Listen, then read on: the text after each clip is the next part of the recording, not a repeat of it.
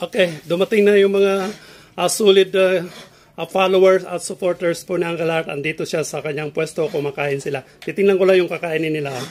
Ito yung siomai na sellable na pagkain na sinuserve ng Uncle Art, pangmasa po ang presyo. One set na yon, yung fried rice with tawag doon, siomai, that is 38 pesos only. So, sir, taga saan po kaya?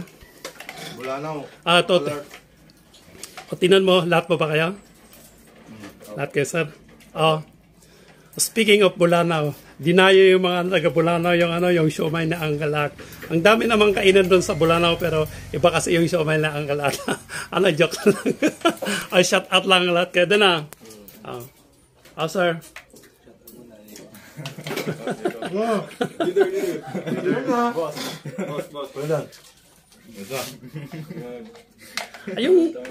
Meron nang napupunta dito sa inyo. Meron na. Ito, to? Familiar sa akin ito. Si Rosette. Rosette ito. Oo. Tapos, ito. So, first time ba yung maiba na kumain dito sa akin? Yes, sir. Second time.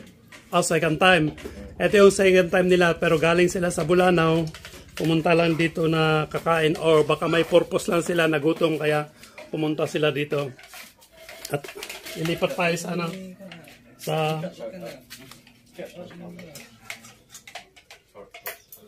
shout out lahat sa mga kaibigan nyo dyan na tawa.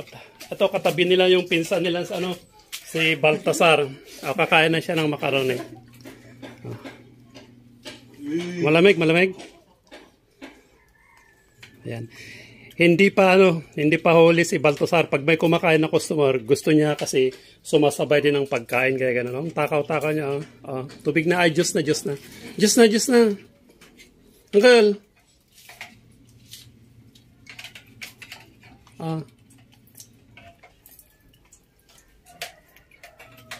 Itong bakas ko na to, ang dami ng TikTok eh.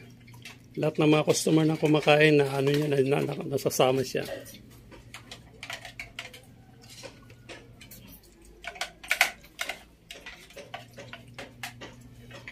Okay, thank you for watching.